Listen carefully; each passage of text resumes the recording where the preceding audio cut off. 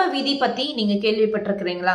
அதுல 9 விதி இருக்குது. இன்னைக்கு முதல் விதிய பார்க்கலாம். இந்த உலகத்துல நீங்க எத செஞ்சாலும் அதுதான் உங்களுக்கு ரிட்டர்ன் வந்து சேரும். இதுதான் ஃபர்ஸ்ட் விதி.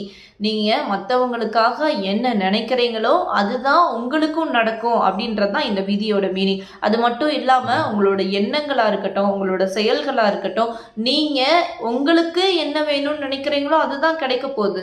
அதை விட்டு போட்டு மற்றவங்கள பத்தி நீங்க எப்ப யோசிக்க ஆரம்பிக்கீங்களோ அப்போவே நீங்க அடுத்தவங்களுக்காக யோசிக்க ஆரம்பிக்கீங்க அப்படின்னு தானே அர்த்தம். அதெல்லாம் ஸ்டாப் பண்ணிட்டு உங்களுக்காக நீங்க யோசிங்க. அதையும் எப்பவுமேவும் பாசிட்டிவா திங்க் பண்ணுங்க.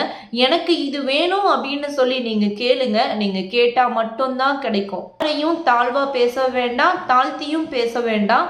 நீங்க என்னவாகணும் அப்படின்றத மட்டும் நினைங்க. யாராச்சும் ஏதாவது சொன்னாங்க அப்படின்னா அவங்க பாட்டுக்கு சொல்லிக்கிட்டே இருக்கட்டும். இந்த உலகம் அப்படித்தான் அப்படின்னு